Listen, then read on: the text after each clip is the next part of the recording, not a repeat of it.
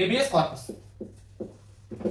So ఇదేం చెప్తుందంటే to produce a person who has been unlawfully detained. So ఒక person ఎవరైనా అన్లాఫుల్గా డిటైన్డ్ అయ్యారు అంటే అతన్ని 24 hours లోపల మెజిస్ట్రేట్ ముందు ప్రొడ్యూస్ చేయాలన్నమాట. అదే హెబియస్ కార్పస్.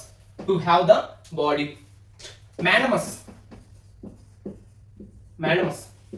సో ఇది వచ్చేసరికి ఈ రిట్ ఏం చెప్తున్నాయంటే it's an order of commanding అనమాట.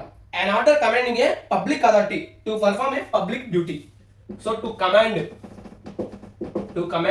a public authority.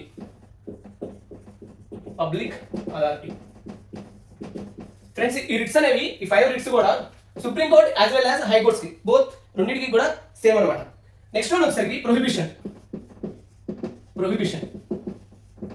సో ఈ ప్రొహిబిషన్ ఏం చెప్తుందంటే an order to prevent a lower court or tribunal from exceeding its jurisdiction. An order to prevent lower courts from exceeding అన్నమాట. from exceeding వాళ్ళ jurisdiction దాటి వాళ్ళు ఏమన్నా వెళ్తే, ఫర్ ఎగ్జాంపుల్ లోవర్ కోర్ట్ అంటే డిస్ట్రిక్ట్ మెజిస్ట్రేట్ కోర్ట్స్ అవి ఏమన్నా వాళ్ళ జ్యూరిస్డిక్షన్ దాటి ఏమన్నా రూలింగ్ ఇచ్చాయనుకోండి, దాన్ని ఈ ప్రొహిబిషన్ అనేది రిమూవ్ చేస్తుంది అనమాట. క్యూ వారెంటో. సో ఇదేం చెప్తుందంటే an order challenging the legality of a person's claim to a public office. For example మనం ఏదైనా గవర్నమెంట్ ఆఫీస్లోకి వెళ్ళి మనం డైరెక్ట్గా కూర్చోవచ్చా? లైక్ అక్కడ గవర్నమెంట్ అఫీషియల్ ఎవరో ఉన్నారు, వాళ్ళని జస్ట్ వాళ్ళ చైర్లో నుంచి లేపేసి మనం కూర్చోగలమా? లేదనమాట, కూర్చోలేదు. ఎందుకంటే క్యూ వారెంట్ అనేది ఉందన్నమాట. సో ఇది ఏం చెప్తుందంటే బై వాట్ అథారిటీ. సో నీకు ఏం అథారిటీ ఉందని నువ్వు అక్కడ కూర్చున్నావు అనేది ఇది క్వశ్చన్ చేస్తుంది అనమాట.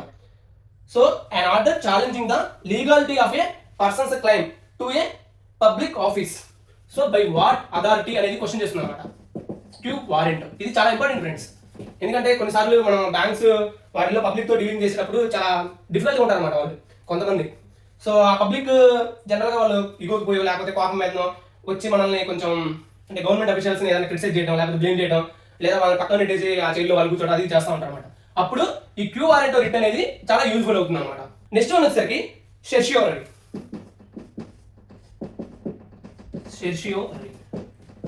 ఇదేం చెప్తుందంటే an order to quash the proceedings or decision of a lower court. An order to quash the proceedings of lower court.